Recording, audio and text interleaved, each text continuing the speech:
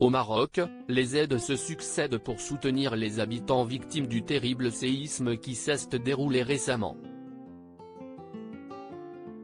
À la télévision française, les éditions inédites enchaînent également, comme dans Quotidien sur TMC où Ali Badou est venu s'exprimer sur le drame qui s'est joué dans son pays d'origine.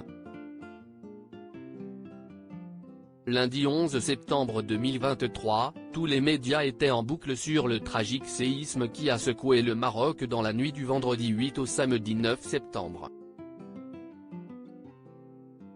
Pour Yann Barthès également, il était impensable de ne pas consacrer son numéro de quotidien sur TMC à ce drame qui a déjà coûté la vie à plus de 2700 personnes.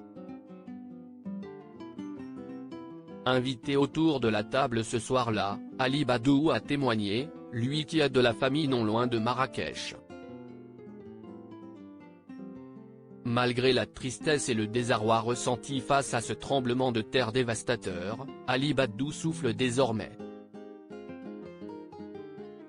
Lorsqu'il a appris la terrible nouvelle, le journaliste a immédiatement eu la peur de sa vie et pour cause, de nombreux membres de sa famille vivent au Maroc, notamment ses parents. C'était d'abord la sidération et ensuite l'inquiétude parce que mes parents ont une maison dans cette région. Ils y ont une association où ils aident à la scolarisation des enfants en milieu rural. Donc j'ai d'abord cru qu'il y était. J'ai eu peur, très peur.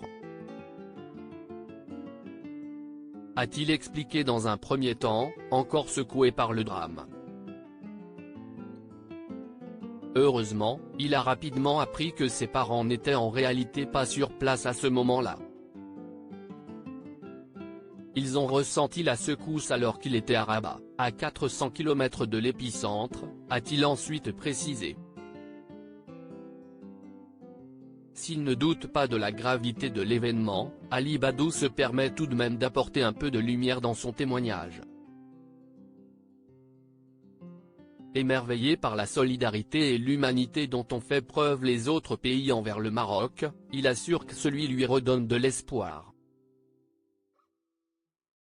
Depuis il y a l'émotion et la nécessité d'agir, la nécessité d'admettre et de voir la solidarité qui s'organise en fait.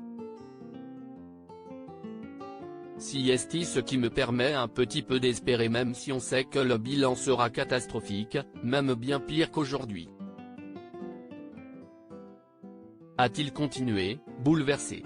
Rappelons qu'Ali Badou s'est récemment vu forcé de quitter la présentation de l'émission C'est l'Hebdo, dont il tenait les commandes depuis 6 ans. Il ne s'y attendait pas. Ça lui est tombé dessus, sans explication.